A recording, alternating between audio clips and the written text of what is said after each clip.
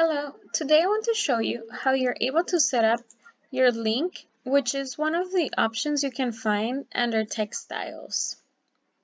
So to use the link text style, you simply drag and drop like so. But let me go ahead and make changes to this one. So when you go to your link settings under content, you find text. This is where you want to have your link.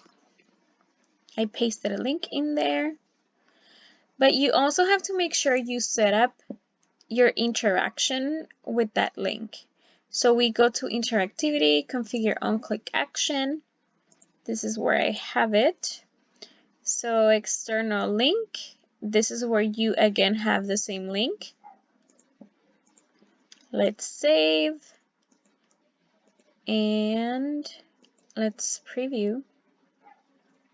So now when I click on this link, it takes me there. Now let's go back. I want to show you one more thing.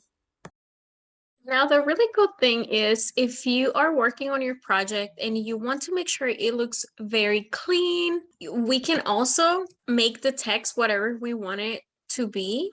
Instead of having the actual URL, we can have click here, for example.